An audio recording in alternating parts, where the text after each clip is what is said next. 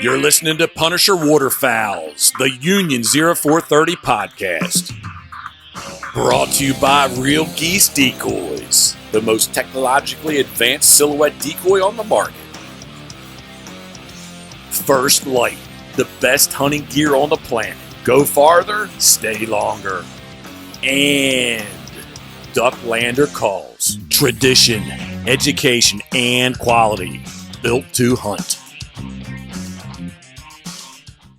Punisher Waterfowls The Refuge is presented by Quick Koys, the fastest deployable, most portable, lifelike motion decoy product ever invented for duck hunters.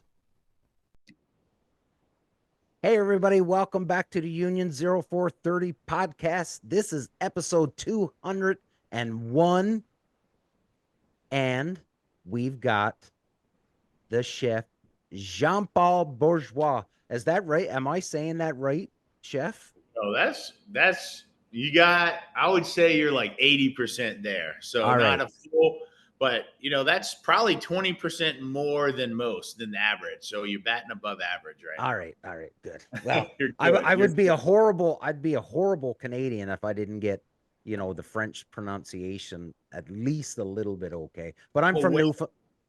Yeah, where in Canada are you? So I'm in Ontario right now, but I'm originally from Newfoundland on the east coast of the island, right on the east coast of the country, out on an island. But Phil is in Ontario as well. Craig is in Ontario, and Steve is in Ontario. We're all here in Ontario right now. Terrible. Yeah.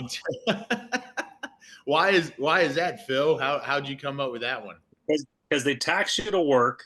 Yeah. They tax you to spend your money. They tax you when you die. They tax the heck out of your gas to get to work. Very true. But the one saving grace is we have the full, 105 or 107 day duck season. This is true. None of this 60-day nonsense. And we do have a pretty liberal bag limit too, right? Our beer's better. And our beer's better. This is true. But we have Yingling, so I'll give you that one. Yes, yeah, they have Yingling. We don't have it. I'm gonna just let y'all talk. I'm just gonna let y'all talk and bury yourselves, just like we'll have butter tart. So if anybody remembers, a couple weeks ago when I was in Baton Rouge and doing all my posts, Chef had his own booth down there, which was completely slammed all the time. You were very, very busy in Baton Rouge, and I managed to get over. You'd done a quick video for Steve, our buddy Steve up there, and you know what? Again, and Craig, I know you're probably getting tired of me saying this, but again, I got to bring up just how amazing it was when I was down there in Baton Rouge and talking to people, and just how everybody wanted to help everybody out. Everybody was super friendly down there, Chef. You know what I mean? Like, it was easy. Like, I think the only thing you said to me when I walked up and I was like, can you do me a favor? I need you to do a video for my buddy and tell him to make the fucking cookbook. And you said, can I swear? And I was like, yeah, you can swear. And you were like, let's do it. I was like, yes, this is awesome. That's how we're trying to get away from the F-bombs. Well, we are, but I needed to bring up an F-bomb because of the context. Yeah, it's part of the story. Yeah, it's part of the story. But Chef, thanks for coming on, buddy. I really do appreciate it. I know you're super busy. Season 3 is out now of Duck Camp Dinners, and you know what I mean? You are a very, very busy man, and I know you've got a son that's not feeling 100% right now, so we really appreciate you carving some time out of your schedule, buddy. Yeah, look, man, it's my pleasure. I love doing podcasts. I was on one last night, and there's something about being on camera and hosting a show where as authentic as we are on that show, and like really it's just we do a pretty good job of just being ourselves, which is evidence of that is how much footage we can't actually use. But still, something happens when you turn a camera on. You you talk a little different, you think a little about your words a little different. But on podcasts, it seems all that goes away. Even though I'm talking on camera and all this is being recording, essentially doing the same thing I do on Duck Camp Dinners for that. But it's the conversational aspect of obviously podcasts, which is probably why they're just so popular amongst all different kind of subject matters right now, is the reason why people love them. It's the reason why I love doing them. So thanks for giving me the opportunity of just kind of letting it fly. And look, this is y'all have a follower and a following on from podcasts. People are listening to y'all. People are taking y'all's advice, not just on, hopefully they're not taking y'all advice on beer choices, but maybe they're taking advice, hunting advice, and so on and so forth. Yeah. If those folks have never heard of Duck Camp Dinners, then maybe this is their opportunity to be introduced to a new show, one that they can maybe get something out of that they can't get out of other shows that they're consuming. So again, like that, this is my baby. Not obviously my baby is sick right now and he's in bed, but this is my baby when it comes to my creative kind of outlet. And it's just always an honor to kind of talk to folks who like the show. And then, hopefully we can keep it going. That's really, yes, I'm a busy man. This season 3 is out.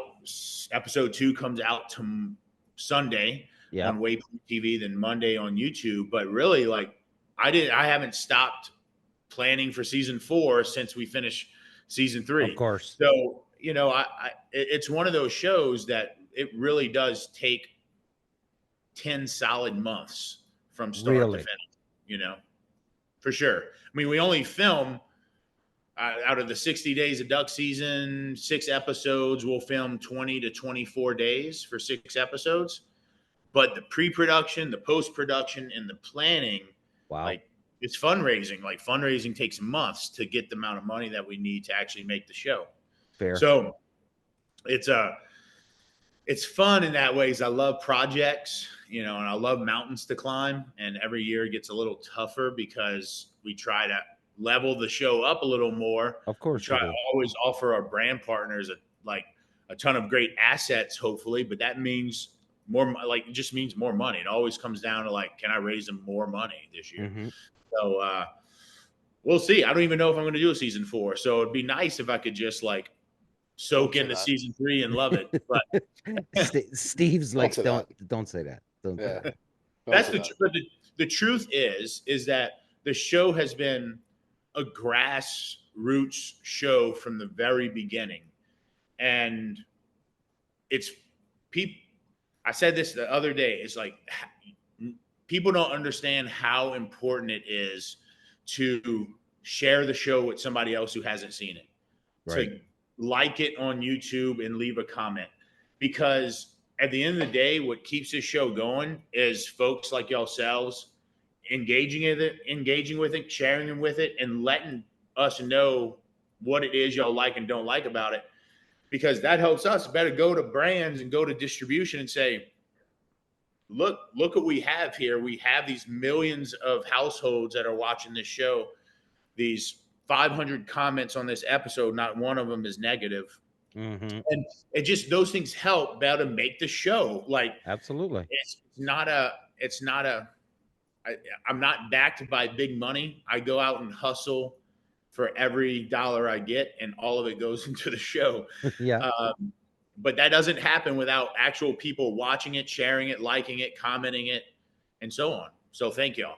Yeah, and the clicks and the follows and all that stuff. And we, one thing that, Phil and Craig and I, one of the coolest things that we've learned since we started doing this podcast is that there's this conception that, anybody that works within the outdoor world, be it a chef that has a cooking show, or one of the fellas that is traveling all up and down, chasing the migration and chasing birds, just how easy it looks and how awesome it is. But then, since we've been doing this show, we get to see the background of it. Like, hey, listen, I'm hustling every day. I'm on the phone all the time. I'm trying to because correct me if I'm wrong, Chef, but you sell yourself, right? Like you're your product. That's right. Yeah, I mean, I'm now working with a couple of guys that are helping me Mm-hmm. find new ways to fund the show, Right. let's say. But before, and they would ask me like, "How'd you raise this much money for this show?" Or how much did you raise? And then say, "How did you do that?" And it comes down to just a a a genuine need and want to like tell the story of my state and my people and the type of hunting we do, the food, the culture, and music. And it just comes from such a genuine place. I think anybody that talks to me about it can recognize it. And honestly, like y'all have probably Instagram and social media, and probably most of the things that are on y'all's feed are bullshit. And people are being able to like sniff that out more easily these Oh yeah. days. Oh yeah, they do. So I just figure if I always create content that is important to me and meaningful to me and things that I believe in, my strongest asset is those things, is my belief and my genuine need and want to tell this story. And brands like that, like I'm not going out and doing something because even though I'm good at it and I can make a show, I'm not going to make a show that I don't believe in. And I think that is getting harder and harder to find for whatever reason. Mm-hmm. But I think brands are smartening up to finding those folks and doubling down on authentic storytelling. We've kind of been beaten over the head over the last 5 years with being told that we should be creating shorter, more faster, more clickbaitish kind of content. And I've just quietly felt like I needed to push back on that and say there may be a large cohort, if you will, of people that just want 20-second, 30-second things that they can just flip and scroll through. Mm-hmm.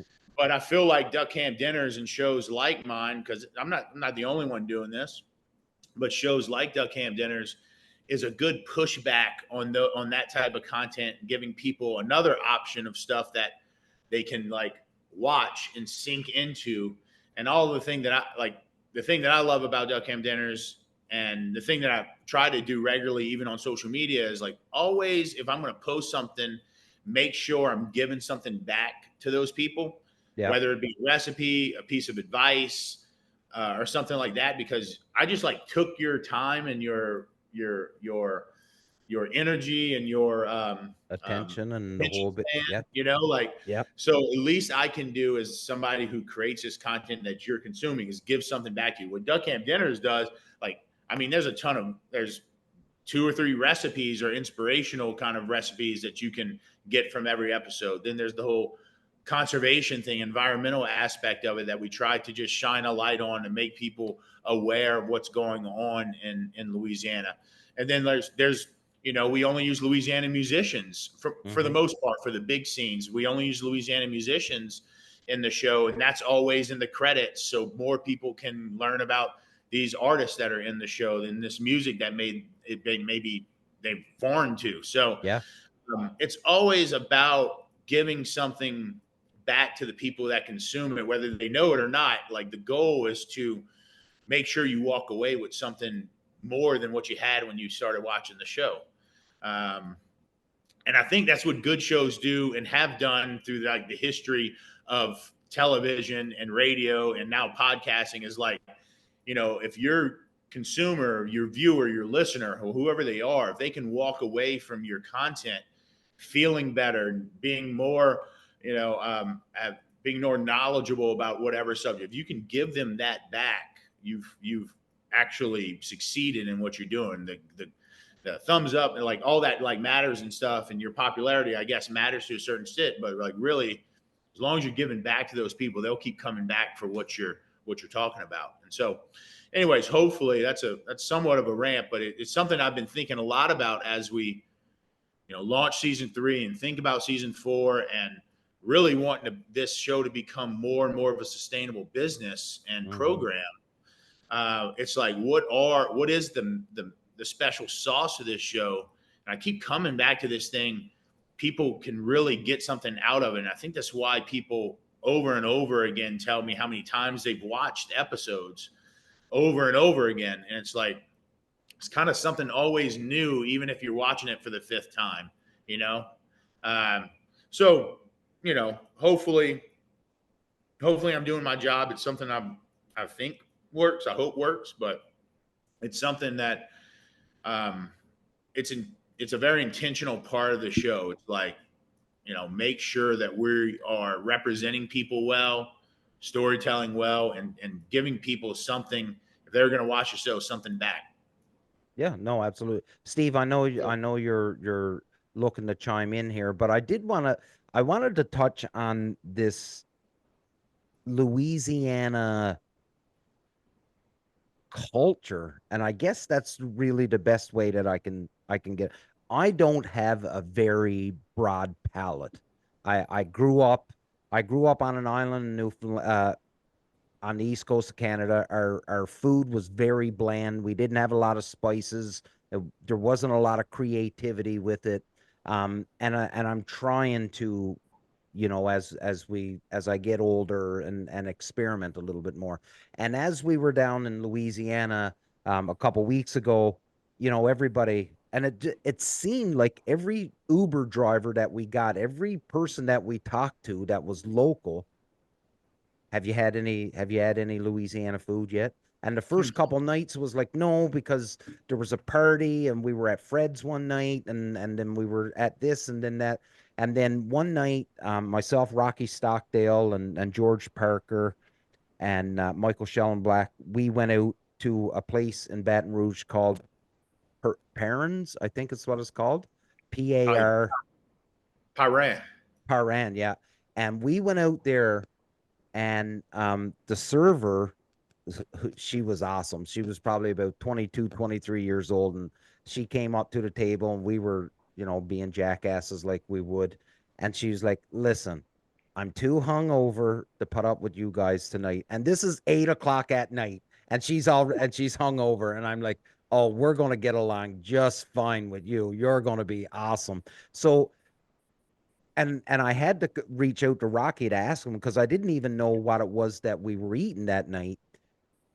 And Steve, I'll get to you, buddy, and you can chime in here. But I'm telling you, fellas, right now, boudin balls, étouffée, and I ate, my main course was black drum fish.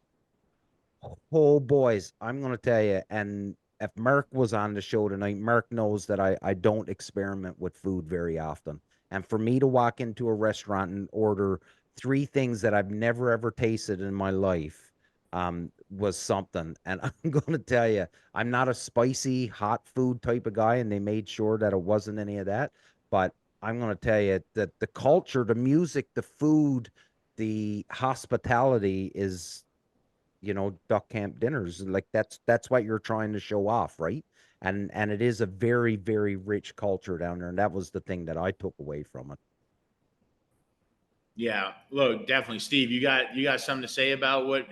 Since you weren't there, you were just living vicariously through Damien. I was really jealous that that we didn't hear. I didn't know about the show this soon. So we're going next year. We're Yeah. already looking at flights and Airbnbs and everything to go to the next one. I was jealous that it wasn't down there, because that is definitely, out of all the states, Louisiana's like a bucket list state for my wife and I.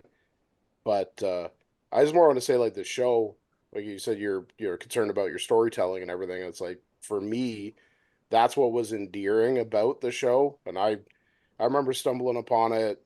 I remember stumbling upon just looking at YouTube for just like wild game cooking shows, and I think I stumbled on some of your original videos with like Mossy Oak, Mm-hmm. some of those little cooking episodes you did from Mossy Oak, and then I saw this Duck Camp Dinners was coming out, and I started watching it, and the thing that I drew the most of it was that out of a lot of the other shows, the agenda to this show was more genuine. So you see the other ones, so you're talking about them pushing you to do clickbait and faster videos and all that stuff, and those faster videos just tend to be giant commercials, right? You can tell the agenda is push product, make it flashy, but in the end, make sure you're still pushing the product, push the sponsors and stuff. And I mean, you still have your sponsor stuff in there, but it actually meshes with what's going on in the show. So then you have all your aspects. So it's, for me, the cooking is what drew me in, and watching waterfowl hunting. There's not a lot of good waterfowl hunting shows. So to see the hunt was like a good kind of number two to, oh, they're cooking. And then it was, wow, you actually seemed like just a bunch of buddies hang out on film. And then the part that ended up getting, that I end up liking, that I never thought I would, was the environmental stuff afterwards. Like really be like, okay, there's more messages here than just a bunch of buddies out at the camp, just, drinking and having a good time, which is probably one of the more exciting parts. Because some of my best waterfowl memories are stuff like camps, camps that I've been invited to. Damien's had some camps, and like some of the best hunting memories I have are at these camps with these guys, and it's may not even be out in the duck blind. It just could be back at camp. Yeah. Some of the funniest moments, like teasing Damien about his stirrup pants. But fair. But Can confirm. but that's what comes across in the show. It's like that agenda is genuine instead of it just being a big commercial. It really is like you can tell that there's a lot of love to showcase Louisiana in it, and it just makes me want to go that much more to experience it. But then you still get to learn a bunch of stuff on top of it while being entertained, as opposed to just, here's the commercial for this, here's the short snippet for this, and then we'll pause to do a commercial for this, and then there's dead birds falling out of the sky, and now we'll do another commercial for whatever brand. It's nice to see something a little better, a little more story. I think one of the best thing that makes your show stand apart, Jean-Paul, is like, I'm a huge YouTuber. Like I don't watch cable, I don't watch Netflix, I don't watch the news. I am Netflix and chill. YouTube is like my source of entertainment. So at the end of the day, like there's a number of great duck hunting shows on YouTube. In my opinion, they fall into two categories. There's the cameraman that does the whole deal, and it's like quasi infomercial. And then there's the self-film guys, which like one guy, two guys, maybe three. They're running a couple GoPros, and it's all like public land, which I love those shows as well. I think the biggest thing that stands yours apart from everyone else is, like you mentioned, it's a story. It's not a show, it's a story. And I've watched a number of your episodes in the past and loved them. And then, I don't know, for whatever reason, the algorithms were in a line this week on YouTube, and all the split read duck camp dinners were showing up this week. So I'm like, you know what? Jean-Paul's coming on Friday. Yeah. So I binge watched like 10 episodes this week. Makes you wonder who's listening, eh? Right? Big Brother's listening. So like watching, I think his name was Jesse, pass out in the pit blind because he was hungover. I can't remember his name. It escapes me. Guy buys a parcel of land. There's an old guy living in a trailer on his land. Remember that one? He's Blake. Oh, Blake. Yeah. Oh, you're talking about, yeah. You're about a parcel of land, and there's a guy living in a camp. The Venice episodes. He's like, who the hell is this guy? Well, you live here. I own this. I love it when it clicks in Chef's head who he's talking about, and there's an immediate smile and a laugh, right? And you're like, oh yeah, that was a great story. Like that was the coot episode, Pool Dude. Yeah. Looking up all the Pool Dude, watching you shoot the gator. Yeah. It's a story. It's not an infomercial. It's not bang, bang, bang. It's I feel yours is a lot more entrenched into those roots of your upbringing and Louisiana and the culture of waterfowling and food, which I feel like almost goes hand in hand in that state and down on that coastline. And honestly, I think that is what attests your biggest success and separating you from everyone else. Like, for the love of Christ, don't change. Yeah. Yeah. Yeah. Thank you. We don't, I think it would be a big misstep to change. You know, I'm never the type of person, although like I say that, I'm never been the type of person to be like content with where things are. Like, and I don't think that means like obviously changing the show, but it does mean like, all right, like it has a lot to do with the production. And it's like how we focus the production to where we can, like, we start understanding what we need out of a show and in the show. Because there's just tons of stuff we don't use, but we film it anyway because we're like, maybe we can use it. Maybe this will come in handy. And that's the safe way, right? Like, but that's also makes it like incredibly difficult in post, you know, going from 30 terabytes of footage down to 44-minute episodes each. Wow. You know, it's just an incredible amount of stuff. Look, I mean, all of y'all comments from Damien to Steve to Phil is kind of looped in together. And what y'all just, so starting with Damien, like the boudin balls, the étouffée, the blackened drum that you ate at Parrain's. And by the way, Parrain would be like your god uncle or your okay. Yeah. You know, I don't know if you all have god uncles and godmothers. Yeah. Well, in Cajun French, that's your parrain. Okay. All right. And so that's where that name of the restaurant comes from. So yeah, like the biggest misconception of Cajun food from people not from Louisiana is that it's all spicy. Yeah. That's a big, I mean, yes, we do have like some those things that are spicy, like crawfish boils, shrimp, you know, all that stuff. That can be spicy, but for the most part, like it shouldn't be. Yes, maybe there's some black peppery stuff and it's seasoned pretty heavily. It can be seasoned, but that has a lot to do. Damon, it's interesting because the Cajuns came from France to Newfoundland and down the East Coast, and a lot of them settled in Louisiana. And so the reason why we have the seasonings the way we have is because of the slave and spice trade and the founding of the Americas that came through the Mississippi River, the largest port in the country at the time, maybe still is. But that, you know, you and I were probably a lot alike at the same time coming, you know, in Quebec and then down. But as soon as the French met the Spanish and then the Africans and then the spice trade came in with the slave trade, that's when we started using all those spices, which is why when I a lot of times I'll go eat Thai or Indian and stuff like that, I think to myself, wow, this is like a chicken stew that we would make in Louisiana, but this has turmeric and ground ginger and stuff like that, where our chicken stews have the same feel, just without like some of those other spices, but have different set of spices in it. Yeah. With just a couple of different ingredients, you can make that Cajun chicken stew taste a lot like a tiki masala, you know, that you would have in Indian food. And it's pretty interesting when you start to kind of break it down that way. But it goes how all this ties in is that duck camp dinners, you know, there's a lot of things that made me want to make the show.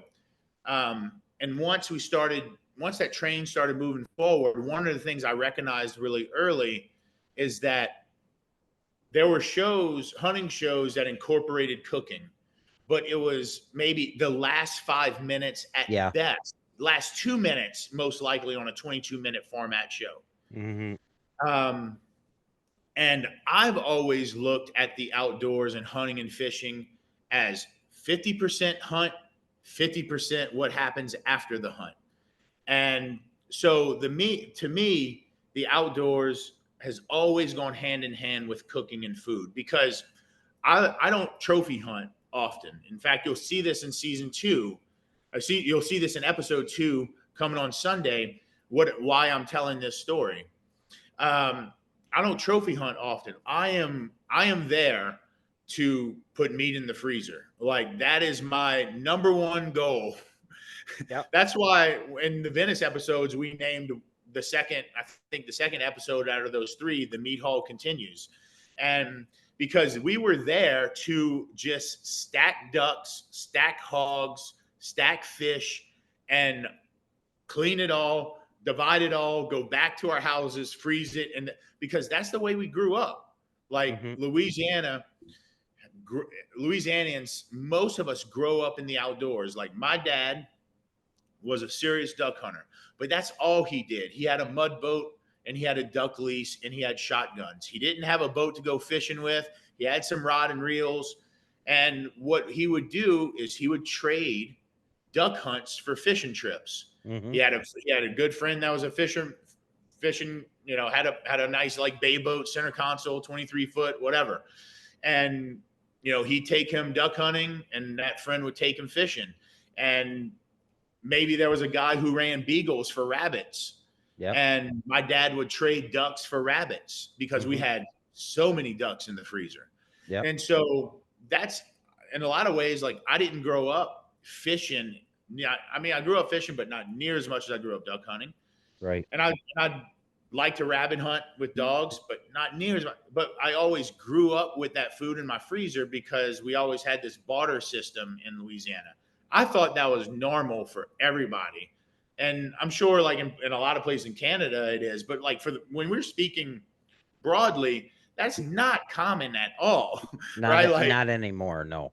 Maybe not anymore, yeah. But like in Louisiana, that's still very common practice, and it's something that I grew up with all my life. And I felt that that's the type of spirit I wanted to come at with duck camp dinners. It's just a genuine look into the everyday life of a Louisianian.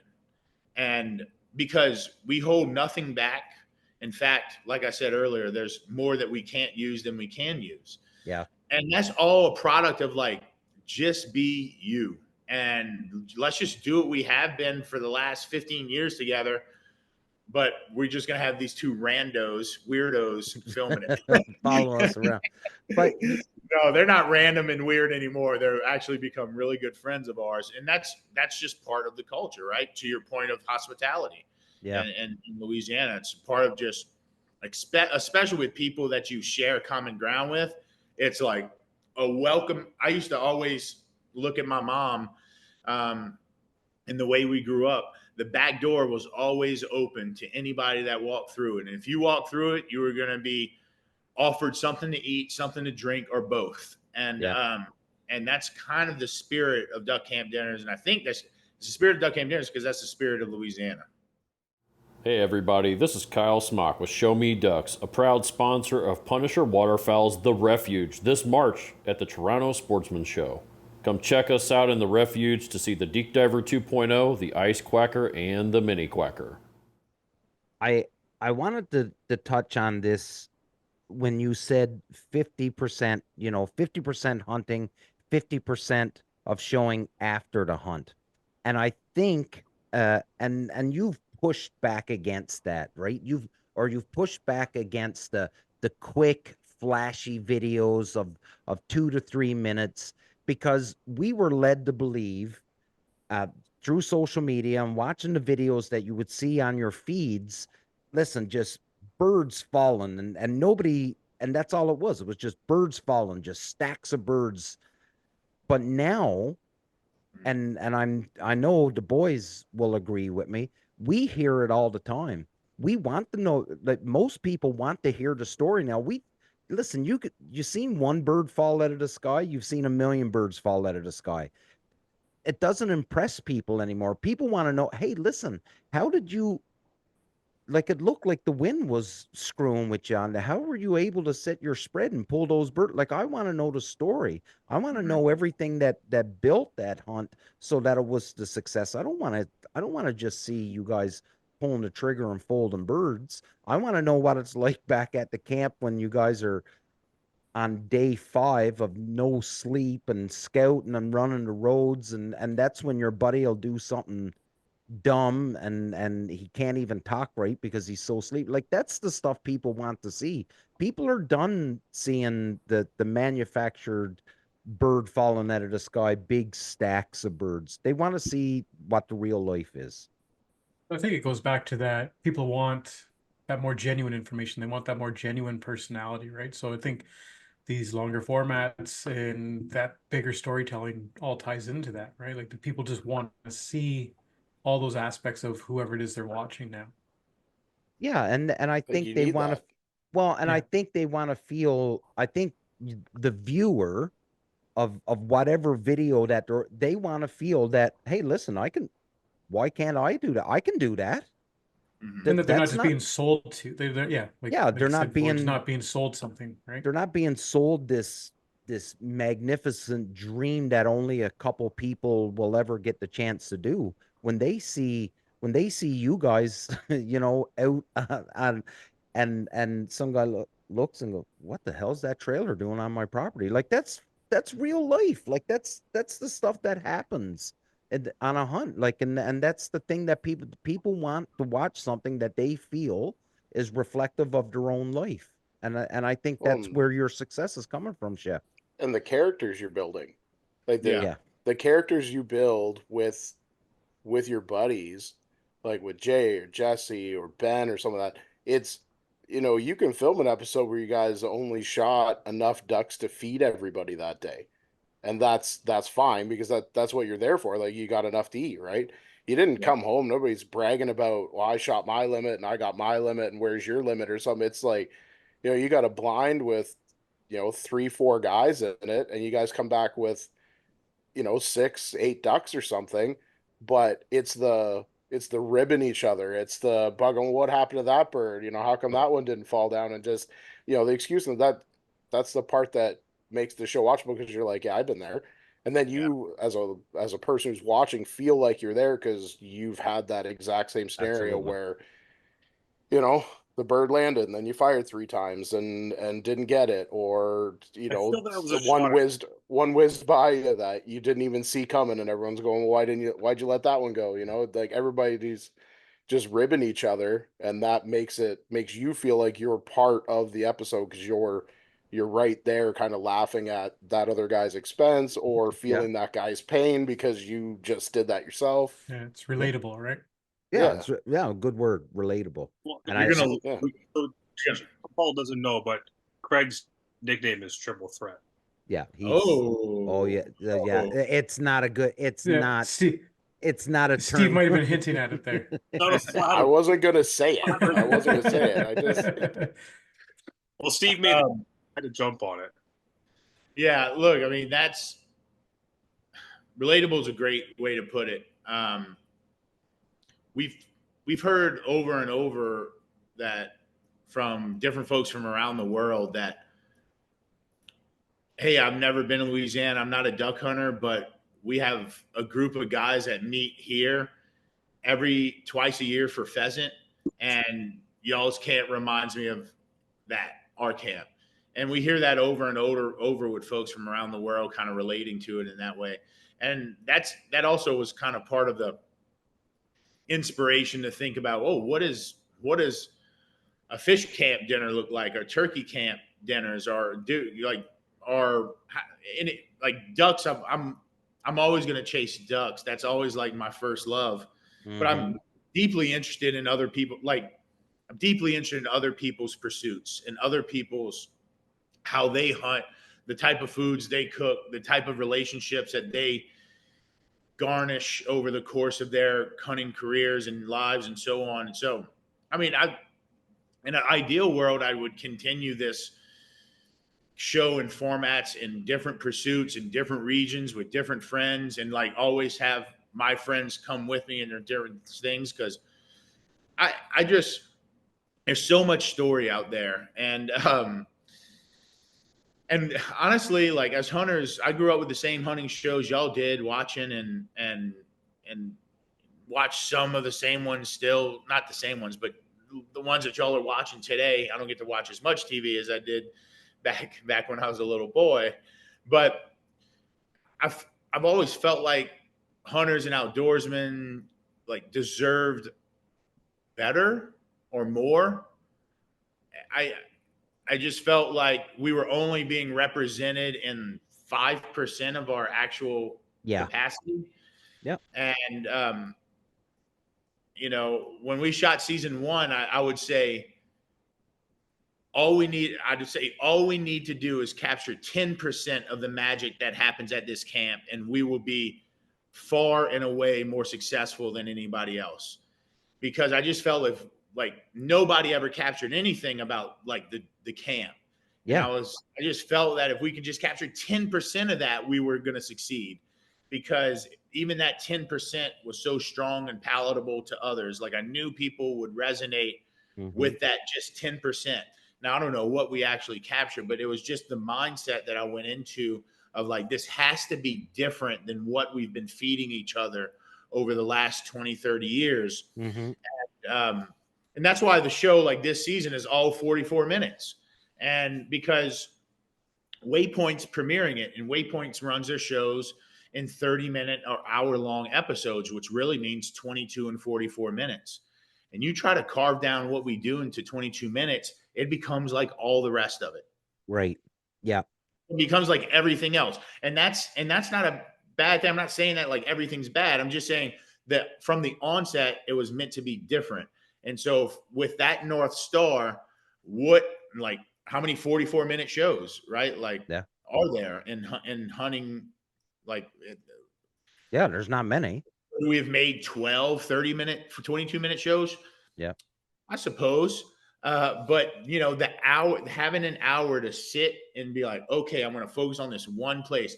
In fact, episode 2, season 3, the title I'm sharing, and this is probably not going to come out before it airs. So it's okay. No.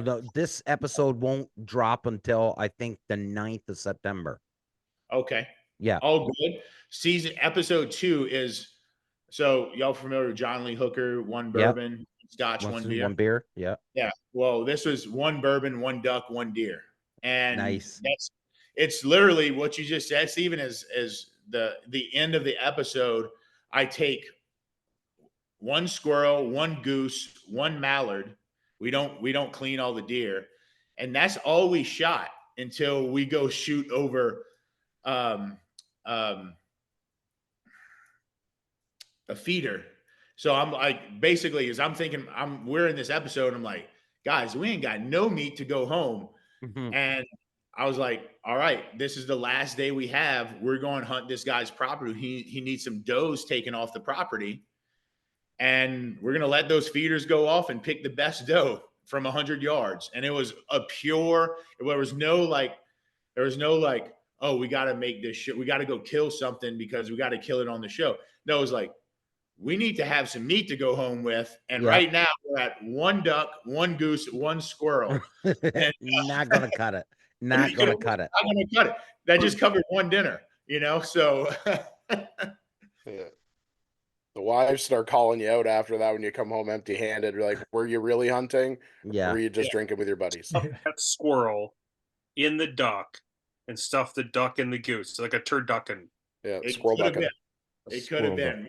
If I wasn't so tired, because we hunted so hard for this next episode.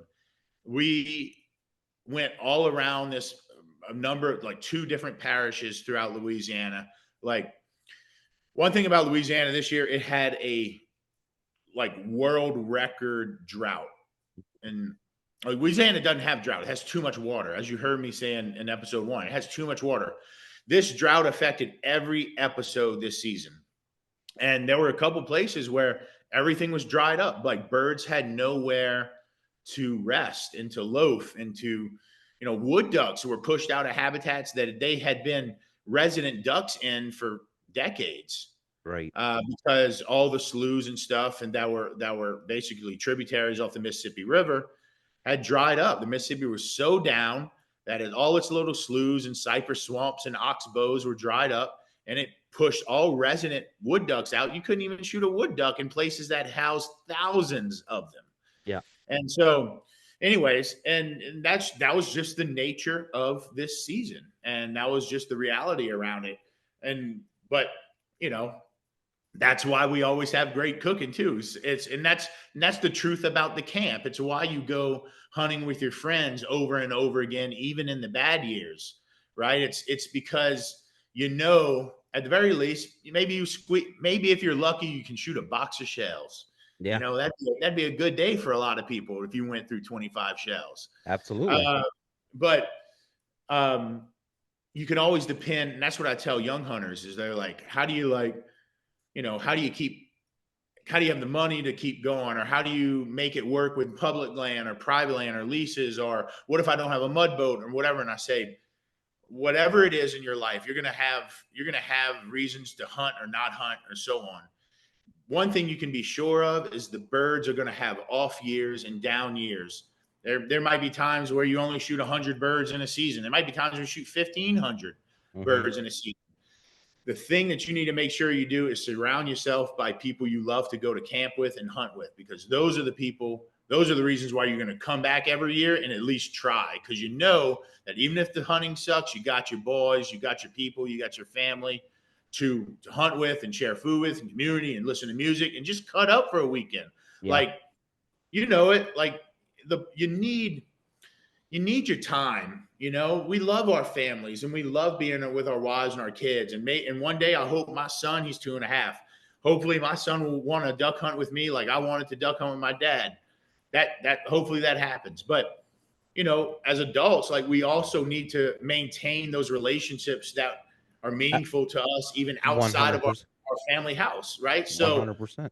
that's important for if you like duck hunting, you like your friends enough, like that's mental health shit. You know what I mean? Like, and so it's got to mean more than just the ducks is my point. And that's my point to these younger hunters is like, you got, like, if you're going to depend on the ducks to keep you hunting, then you're going to have a short life being a duck hunter. But if the people you're hunting with are the reason why you go out there and hopefully y'all can knock down some birds, then that's what gets you longevity in this sport. And that's in my opinion. But I could be. I feel as waterfowlers, we just make poor financial decisions. Yeah.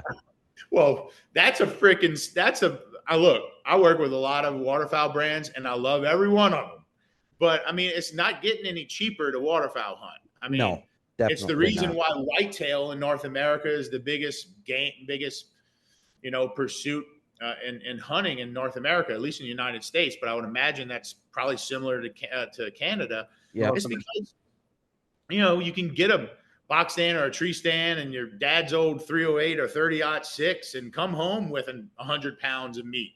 Yeah. And feed a family and do it in blaze orange and some warm whatever camouflage you choose. And somehow duck hunters and duck hunting apparel have been able to target us and be like, you need to have the best waders and you need to have the best boots. And don't forget about your ear protection because you're shooting 25. Oh, and by the way, your ear protection probably should be custom molded and be noise canceling and be Bluetooth so you can use it on the plane. And you should probably just think about spending the $1,500 it costs to protect your ears.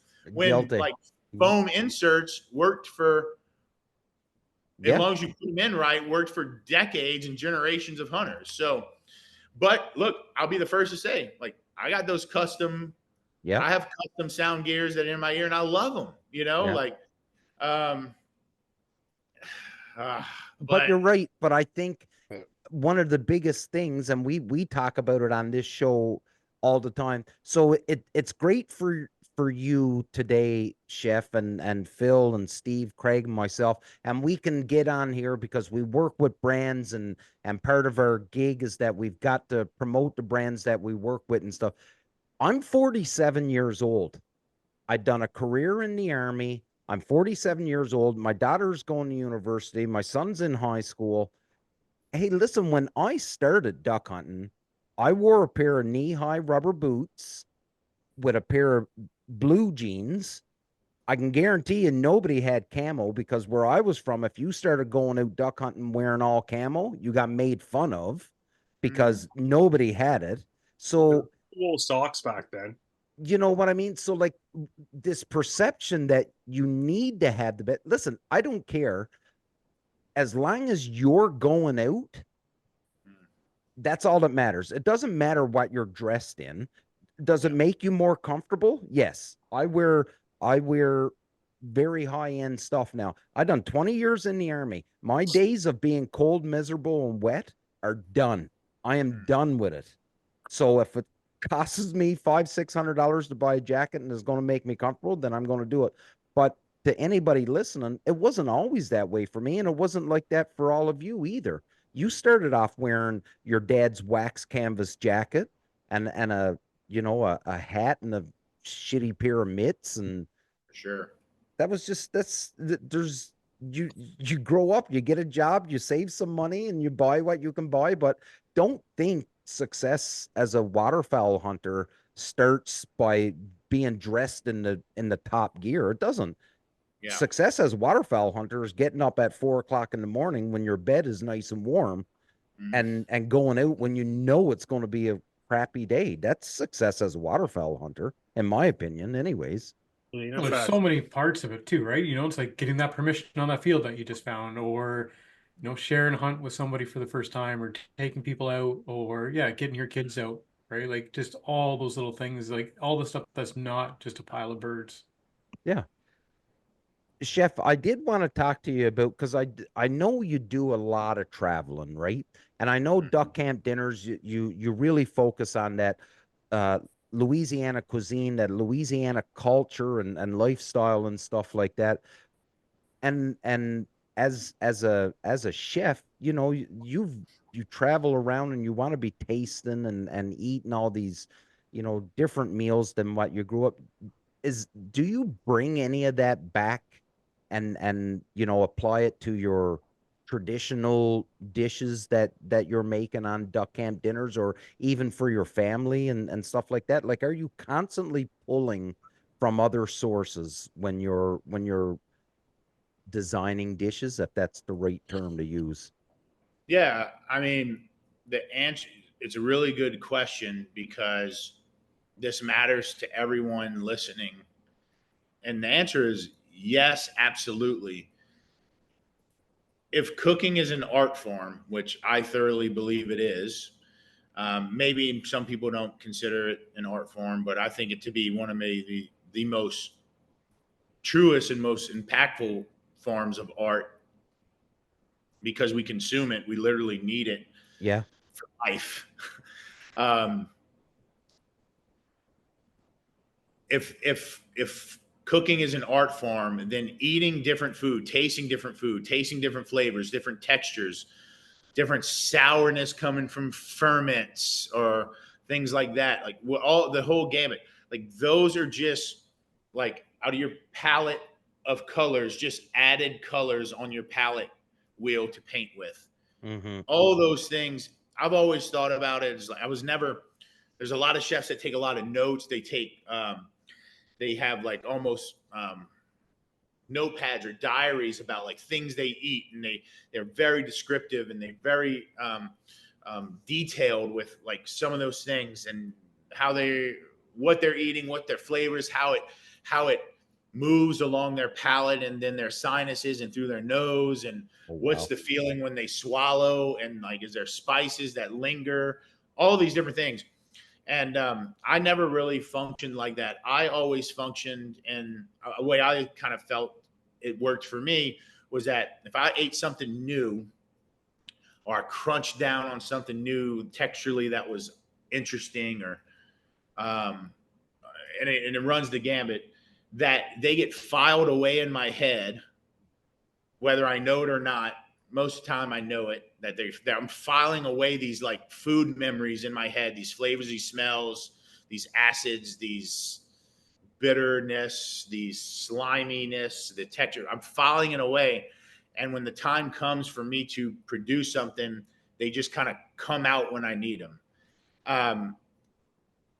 It's like my mind is saying, file it away, when the time is right, it goes whoop, then it comes right back out during certain things. And so I've, throughout the course of my life and different things that I cook, have started like, okay, like this is something I've told a lot of different people before. So seafood gumbo, it's a classic Louisiana dish. You can look up 1,000 different recipes from 1,000 different Louisianans, and they would all be a little different. So what I'm saying right here is nothing new to most people with a gumbo recipe. But most people with a gumbo recipe don't use a seafood gumbo, don't use fermented crab paste in their gumbo. well, I like to use a couple tablespoons, 3 tablespoons, depending on the size of the pot, fermented crab paste, which is mostly a Vietnamese and Thai, Okay. Cambodian, Malaysian ingredient, right? Fermented crab paste, fermented shrimp paste, fermented anchovy paste, those type of things. I like using that in my gumbo because I've learned to love that in the cuisine and the foods that comes naturally and kind of authentically in. And the only reason why I know I know a fermented crab paste is because I take the time to eat a lot of Vietnamese food, a lot of Malaysian food. We just came back from Vietnam on a 5-week trip where we went to the whole country. It was my second time in Vietnam with my wife, and this time we brought a 2.5-year-old with us. And we spent 5 weeks, and I ate as much as I could because I'm just like filing it away, learning more things. And those come out during the appropriate times when I'm cooking. And that's just one of 1,000 different examples I could give on whether it's Cajun food or I'm trying to do some Southern food. Like there's those cultures and cuisines have all these fun little ingredients that are adjacent to some of the things I grew up with. And just adding a little bit of it can make that person who's eaten 1,000 seafood gumbos go, huh, wow, like this is really good. But what is that? It's just a little bit different than what I've used to. And it's kind of, that's what you're looking for. Always, most chefs are looking for, like out of like creating food, because you're even creating food that is nostalgic for people that they can relate to, that maybe it's just a level up from those folks. Like if you're going to come and pay $30 for a fish dish, right? You may have eaten redfish 1,000 times in your life, but you'll still order on a menu because it's familiar to you. So you're even tapping into something familiar, or it's a mix of wanting to have something completely different. I know personally, my palate is always on the search for things that is like something I've never tasted or never felt or never, like a texture that I've never encountered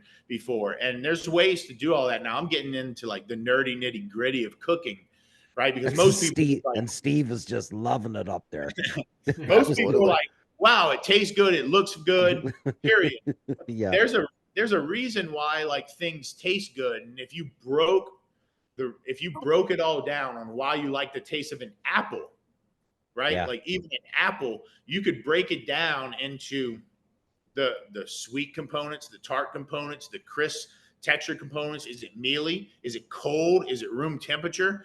All those reasons are, and that's just one ingredient. So if you took a dish that was 30 ingredients and tried to break it down the same way, you have this like Venn diagram of 30 bubbles, and they're all intersecting in different ways. So my mind kind of goes throughout the process of cooking, creating things of saying, okay, like let's say I'm making a Philly cheesesteak. No, we've all had a Philly cheesesteak. Shit, people are putting them in egg rolls. Yeah. Philly cheesesteak egg rolls. They'll make a Philly cheesesteak out of anything.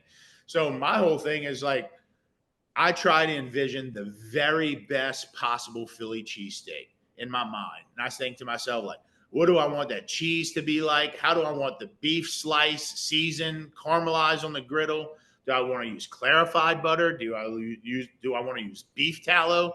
What's my bread like? Is it semolina dusted? Is it like a po' boy bread? How crispy is it? Is it chewy? So I revert, and so I take it, I visualize the most perfect Philly cheesesteak I could ever have in my life. And then I reverse engineer it. And I think to myself, okay, where do I find this bread that I want?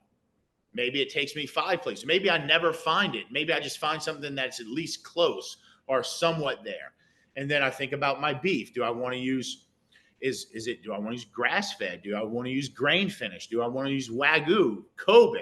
Do I want to use just like certified Angus beef? Because that's what's going to give me that like classic beefy American beef flavor, and it's so personal to everybody that like, if you're creating the most perfect pizza in your head, like how do you reverse engineer your most perfect pizza, right? Mm-hmm. To where it's like beautiful undercarriage where it's crispy and somewhat burnt, but it's nice and thin, and the tartness and the sweetness of the sauce is balanced.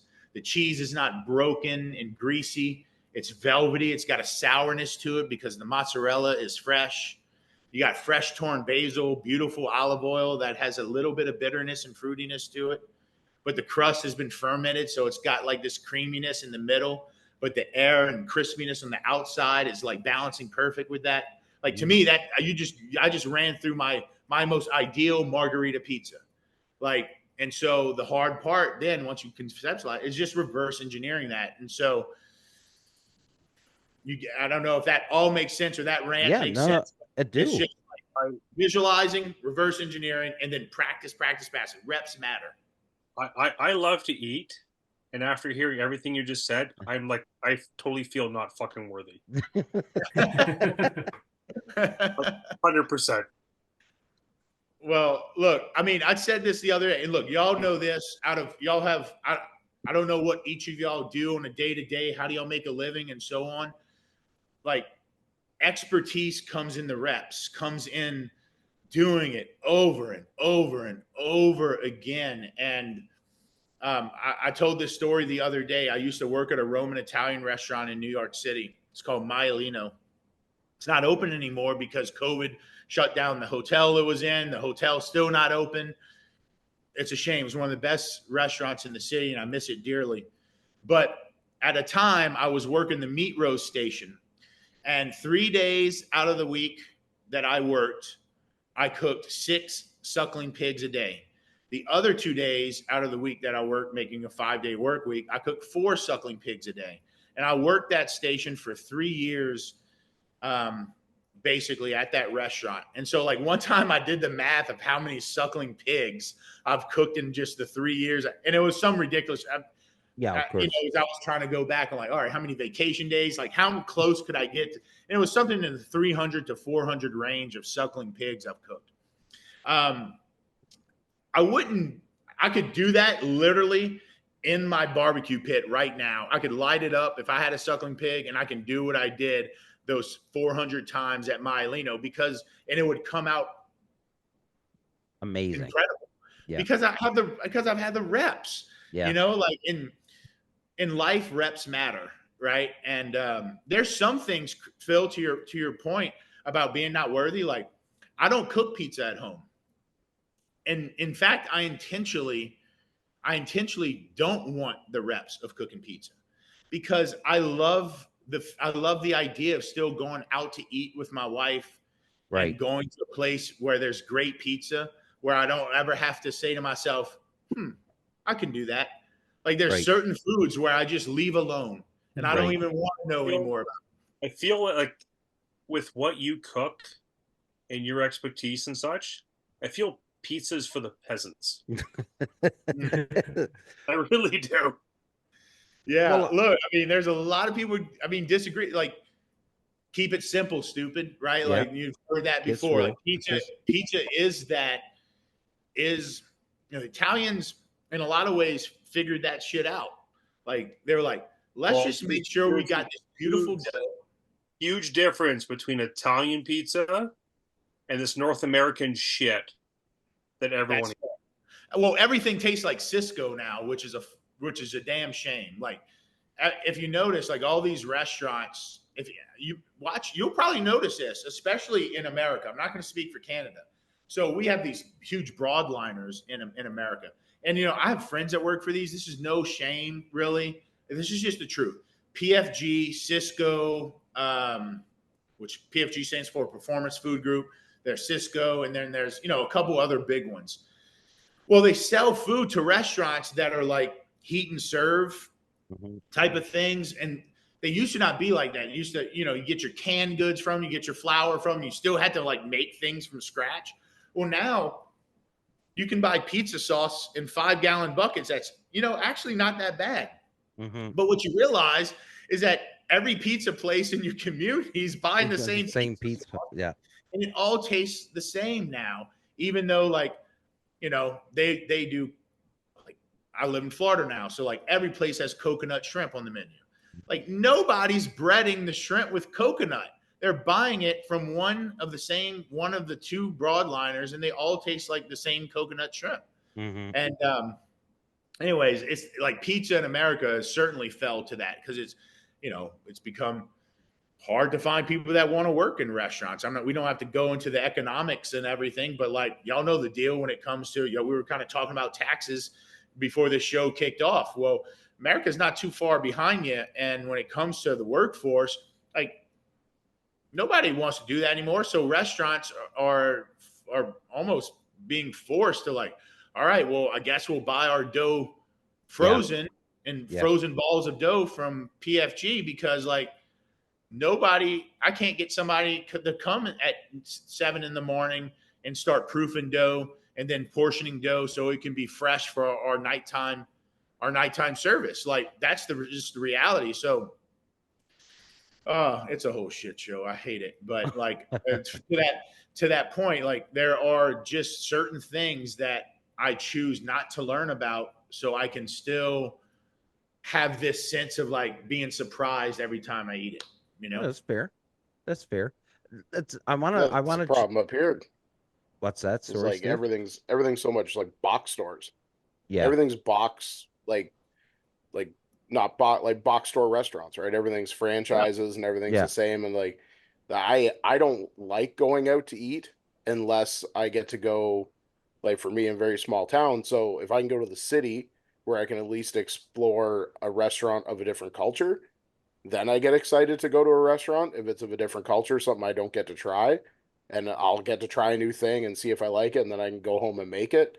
But yeah, to go out to a restaurant when you know everything tastes the same at every other restaurant, like they're all just a regurgitation of each other, and there's no excitement in that. So then you're sitting there and you're disappointed because you just spent over $100 on a meal with your family, and you're just like, I could have done this better at home if I had felt like it.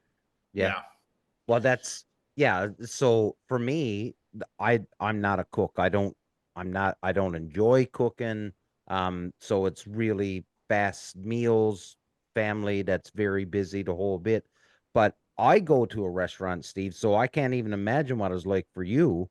I go to a restaurant and it's the same meal that I'm like, well, I can make this and I don't even know anything. And I can make it and make it taste like how they're making it taste. And I don't know fuck all.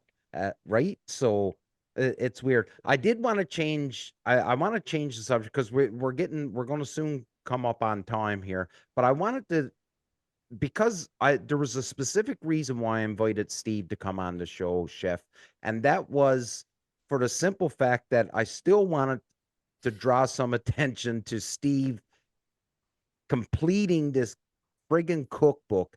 And I'll tell you why, is because Steve, unlike you, Steve is an amateur chef. He's got a full-time job and he loves to cook and he loves to cook for his family. And he's very much like you when it comes to, hey, I'm not a trophy hunter. I go out to fill my freezer every fall so that I can cook for my family the rest of the year. And that is his attitude. And I'm speaking on behalf of him because I know the type of person that he is. I asked him to come on the show with us tonight because I'm looking for you to just say, dude, don't worry about it. Because this is what we say to him. We tell him, dude, don't worry about it. Just do it. Nothing is stopping you from doing, just go do it. Just jump in head first and we'll sort it out after. Like just don't worry about it. And that is, I'm really putting you on the spot, I know, Chef, but I'm hoping that's where you can sort of friggin' ignite something in them to get it done. Well, I mean, yeah, like I got a question for you, Steve. Like, do you have recipes in mind that you would want this cookbook to include? No, it's all, I've got it done to that point. So I've got all my recipes. Everything's digitalized. So everybody's hassling me to get it done, but I'm at that point where it's starting to get out of my hands now.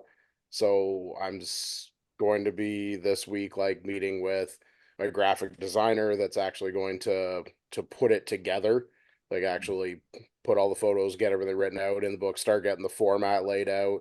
the photographer to start talking about like how do we get pictures for some stuff that I don't have pictures for some of the recipes, and moving on. That's almost the really daunting part for me. So like I've had the recipes, I've got them all now from out of my scribble book to actually on a laptop, and I've got some photos and stuff, and I've started like, the usual book stuff, like my tips, my 2 cents, my kind of my preface and my dedications and all that stuff done now.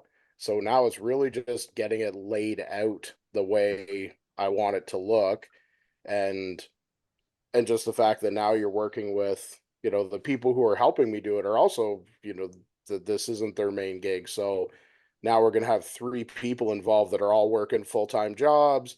And, a couple of us, it's hunting season now. So now we're going to be busy wanting to go hunting, and it's just getting all that stuff stirred around. So it's definitely happening. I want it to be something that's out, next year for sure. So as much as everybody has, like the recipes are written, everything's down. So now it's like actually making it a book. Yeah. So I'm going to give you my piece of advice, and Damon probably won't like this because he wants you to get it done. And I've never written a cookbook. I've had a dozen meetings with literary agents, cookbook publishers. I am now grown in my career to have many friends with James Beard Award winning cookbooks, James Beard Award winning chefs, that I hunt with, that I've worked with, that I trained over the course of years. And I still don't have a cookbook. And the reason why I don't have a cookbook is because I never felt I had what I wanted to really say. And so I didn't ever want to create a cookbook that was like, here's 90 recipes. They're broken up into seafood, wild game, vegetables, tailgating, desserts, whatever.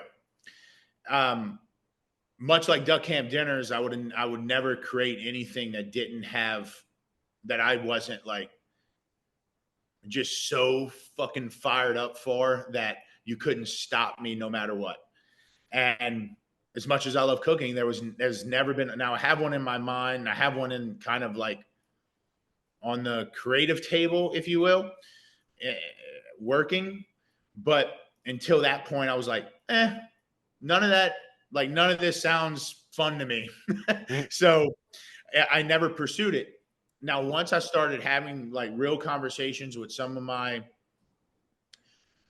literary folks in the field and people who've created incredible cookbooks, again, award-winning cookbooks, the best advice that I got from one of these, he's a publisher, and he's also a really incredible, his name's Jody Horton, actually. And he did Jesse Griffith's turkey book, the hog book, and he worked with Jesse on A Field, which is one of my favorite cookbooks in the world. Jody Horton, he's a chill dude, an incredible photographer. And he goes, Jean-Paul, when the book's ready, when the book is meant to be ready, it'll be ready. And it was his way of saying, like, if you want to rush a cookbook, you can get it done in 2 years. But if you want it to be ready when it needs to be ready, then just make sure that you're working with good people and do the work. And it sounds like you're making progress, which is more than 99% of other people, including myself, have not done. Right. So like progress is the key. And when it's meant to be ready, it's going to be ready, because there's folks like me who've been like, I'm 40 years old. I have on this laptop right here, I have close to 2,500 recipes. I could write 10, 15 cookbooks if I wanted to, but it'll never see the light of day unless I feel like I have a position to speak from, in a very poignant position to speak from. So that's personal to me. That's how I resonate with cookbooks. That's what's meaningful to me. That might not be as meaningful to you, but the point is that it'll be ready when it's ready. And as long as you keep doing the work, keep pushing forward, even if it's part-time, when the book's meant to be ready, it'll come out. Very, yeah. I That makes appreciate sense. that. Like, and that means so next Maybe. year at the Delta Get it show, done. I Get get it to go done. into, I get to sell you to get off your ass and get the fucking book done. Yeah. That'll be next year. I'll come up to you and be like, get the fucking book done.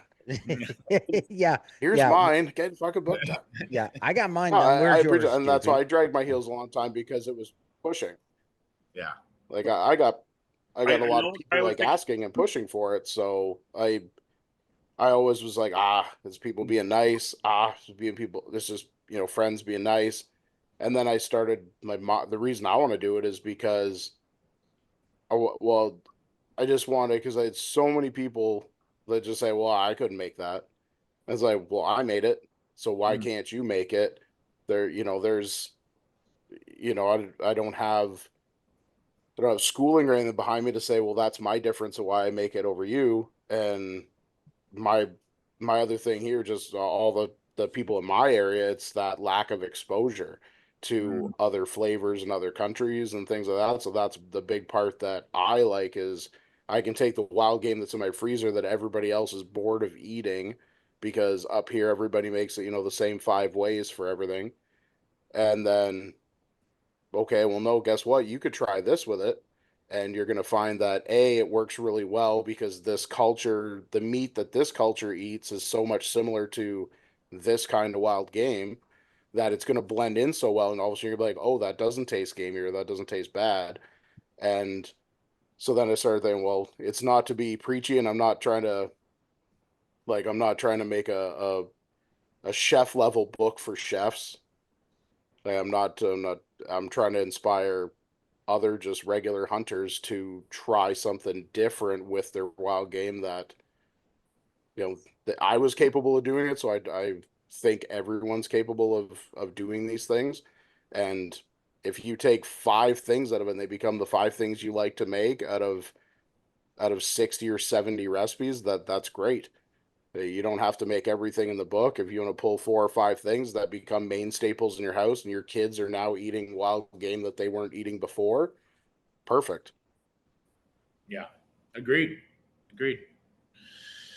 I got a question for you. I see that Beretta sign behind you. This is my first year that I'll be shooting a Beretta all season. Yeah. Is that your That's my shotgun of choice. choice? A400 or A400. Actually, no. So I had an A420 gauge that I shot last year, and honestly, it was a pain to find 20 gauge ammo up here, and I sold it, and I went back to my first Beretta, which is an A300 12, and so I'm not going to say the other brand. So when I graduated to a premium shotgun, I bought my first brand because it was the gun. That was what everybody was using. And I'm not joking, I could not kill a bird if my life depended on it. And I always blamed a gun, and people used to laugh at me. And I'm like, listen, I know how to shoot. I had 20 years in the Army. I know how to shoot. And then I switched to Beretta, and it was lights out. It wasn't so much the gun, it was the fit of the gun, right? And the Beretta to me is just a better natural fit. And I like gas guns because in the Army, that's all we ever used was gas guns. I understand how gas guns work. I know how to clean them. I know their nuances and stuff. So I like them. I love Beretta. But again, it fits me. So, we talked about it last night. We done a show last night. The chef and Phil had talked about it. Like all these people are talking about, well, what gun should I buy? What gun should I buy? Buy the gun that fits you. Don't worry about the brand name. Find the gun that fits you. That's your biggest concern. Yeah. Well, the funny thing is I've killed things with a Cordoba, which we know is a premium Benelli brand gun, and I've killed things with a Tui, Yeah. $150 single shotgun. Yeah, absolutely. It's what fits you, right? It's the ammo, the choke tube, It's what fits. Yeah. You can spend $3,000 on a gun. If you can't hit shit, It's a $3,000 paperweight. Yeah. No, I think you'll be happy, Chef. It's a smooth action. Are you going sub gauge like 20, 28? No, yeah. I mean, I have I got a 12, A400 12 gauge. Now I have a 28. I have a 20. I have an A300 20 Yeah. as well. Oh, that must be nice. I haven't even put it together yet. I'm just, I've shot 12 gauges all my life. I've shot Berettas I shot a Beretta when I was younger coming up. It was a very old one. Mm-hmm. And in fact, I haven't shot a lot of modern shotguns in my life because the Benelli that I shot for years was my dad's H&K Super Black Eagle. And so it was the first, Black Eagle they made. And, since then they've manufactured them a little different. But the H&K model has always been just like a thoroughbred, well-built shotgun, in my opinion. Yeah. And it worked for you. You still have that gun? Oh my God. Yeah. I have two of them actually. Okay. I had one and I instant regret. I sold it, but yeah, like just bulletproof. Yeah. They're incredible guns. But then last year we were filming duck camp dinners and I was hunting with a guy who swore by Beretta. And I was like, man, I love the look of the gun. I haven't shot a Beretta in a long time since I was probably like 15 years old. And he let me shoot it. And of course, the feel in my hands is so different than a Benelli. Yeah. Longer forearm, wider forearm, and every just feels a little thicker, even for a big-handed guy like me. But when I shouldered it, my eye immediately lined up on beads. And that's something that even with my Benelli that I got used to adjusting my eye when I shouldered, because even with my shims, I could never get my eye right, even with adjusting my shims. And I've had such a connection with that Benelli for so long. I just shot it because I learned how to actually use it. Yeah. Shoulder, readjust, and then shoot and actually be somewhat effective shot. Not a bad shot by any means. And what I noticed when I pulled up on that Beretta for the first time at a bird is that without any thinking about it, just naturally my eye lined right up with it, and I shouldered it much different than I shouldered. And like I have found myself trying to correct, but not needing to. And I was like, oh wait, I got to go back to where my natural cheek placement was. So I got the A400. I actually just picked it up from my gun shop. I haven't even shot around through it yet, and I just noticed that sign. I was like, I'm excited to get my hands on, because again, like I've been shooting a 35-year-old Benelli. Yeah. My dad bought that in 1991. So, wow. And now Rob Roberts did some things to it to kind of lighten the trigger and lighten. Sick. Yeah, it's a done up gun at this point, Yeah. But that's essentially as modern as I have, except for my 28 gauge, which I bring mostly into like close quarter woods, So, right. Anyways, I saw that sign shine right there. I was like, I should ask him about it, and I should get offline. I want you to talk me through how do you like to clean that gun, because I'm also obsessive about cleaning my guns, and that's what I'm not. So you should talk to Phil, because I am not obsessive over cleaning my guns. Awesome. That's the best. Yeah, I am not obsessive over guns, but I will tell you that. So when I switched from the A312 to the A420, I wasn't shooting as well with the A420 as what I was with the 12. Yeah. I shot better with the A312. Now I shot better on the initial shot, but obviously follow up on the 20 was a little bit better. You know what I mean, right? No, fellas, this is a great show, and Chef, one of the things we used to always try and do on this show was try and keep the show to 60 minutes. But then over the last month or so, we've had people telling us, listen, don't kill the conversation. Let the conversation go and let it roll and let it, sort of die on its own, right? Instead of cutting it off. And we're close on to 2 hours again tonight. And I cannot thank you enough because those 2 hours flew by super, super fast. A great show, and buddy, like, honest to God, you don't know how much it means to me when I reach out to someone and someone goes, "Hey, here's my cell phone. Give me a call, shoot me a text, and let's get this figured out." I appreciate you. We'll do a quick around the table, and then we'll give the final words to you, Chef, and then we'll end the show right there.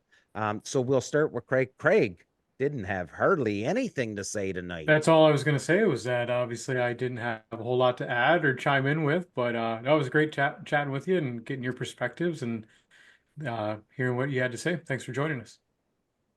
Billy? Paul, like I said earlier, like I completely and utterly love the content that you guys put out. It's totally different than everything else that you see on YouTube. Not to knock, that content. Mhm. It's a complete and utter different mainstream that's not being done, and that's what separates you guys from the rest of the pack. Again, like you guys tell the story from, the deep roots and the heritage of where you're from, and the hunting heritage and the cooking and everything else, and just your show puts together a story and a complete package. And I think that's what separates you guys from everyone else. And for the love of Christ, don't change that. Tweak. You want to do a little tweaking, that's fine. Tweaking's okay, but don't change it. Keep up the great work, man. We love it. Thank you. Thank you. Steve Horse. Yeah, hopefully my internet doesn't kill my rant this time. But thank you for coming on the show. It was great. I had a great time talking to you and hearing about some, your point of views, behind the scenes stuff of the show. The other best part is, I've been watching that show since day one. So it's been great to watch it evolve yet stay very much the same. And I know you had put out a thing a couple years ago asking, where should we film next or what should we do? And I remember making a suggestion about like, well, what about Maryland? Because I could just at the time already see the show blow up. To me, see the show that had so much story to tell and expand to see like what's duck camp like elsewhere. Like everybody, there's going to be similarities, but to see what's duck camp like in the way they hunt birds in Maryland, what's it like in Missouri, what's it like in Arkansas, what's it like in Canada, how's the duck camp change but still be the same, and what everybody likes to do there, and just that's the big hook on that show, and there's just really nothing like it. That's what keeps me coming back. Even now it's on Waypoint TV, and I mean the Split Read guys are amazing at production, but on Waypoint TV, even like it's a one of a kind show. And it just yeah. But when you talk about, I don't know about Duck Camp season 4, just it makes me shudder a little bit, because when you got a good thing, you want to see it keep going. Yeah. But I really appreciate talking to you. It's awesome to hear. Awesome to hear that. Awesome for you to give me some advice. I really appreciate it. I appreciate it. Thanks, Damien and the guys, for bringing me on. Yeah. Thanks, Steve. I appreciate that, man. Last words to you, Chef. What about you? Or you get the last words? But I'm quick. It's an extra. So you're what's going to leave the feeling of once the show is over. Impression. Yeah, the last impression. There you go. Well, first of all, I want to thank all of y'all just let me use this platform to tell a little bit of my story and a little bit about Duck Camp Dinners. Like I said earlier, like it seems like a no-brainer, but I'm just gonna drill this into all of y'all listening right now. Your views, your likes, your comments, your shares on different people, they mean so much more than you actually know, because every year after we wrap, I go right into starting to fundraise and have new conversations with different brands to see who wants to jump on board in the next season. And it's a absolute grind, and the best and the easiest way to show the success of this show the success of this show is by y'all who watch and comment and share y'all's, like, all the emails and direct messages I get, like all that goes into almost a folder, so I can pull directly from viewers of how y'all feeling about the show and show different people about what the show means to so many people. So just thank you for that. And if you never watched Duck Cam Dinners, please go check it out on Waypoint TV. Please go check it out on YouTube. There will be new episodes dropping every Sunday. Now there's on Waypoint TV, but by the time y'all get it, we'll be, a number of episodes in. And but guess what? After this season, we'll have 20 episodes from 3 seasons in the books. And so if you never watched it, you can just binge watch from season 1, 2, and 3 all the way through. And again, that means the world to me. It really does. Duck Cam Dinners isn't my only way I make a living, but it's the one that I've sunk so much heart, soul, and creativity into. Steve, I don't want to see it die or go away at all. I agree with you. You got a good thing going. You should keep it going. And we're going to work really hard to get season 4 and beyond done. But it all starts with people like y'all listening, checking it out, leaving comments, likes, sharing it with your partners, sharing it with your family, no matter where they are, and say, y'all should check this out. You do that, and I'm in your debt for sure. Awesome. Ladies and gentlemen, this is episode 201 of the Union 0430. Like always, we'll never pretend to be experts. We're just a bunch of dudes that love hanging out, talking anything duck hunting. Surround yourself with good people, big love, and until next time.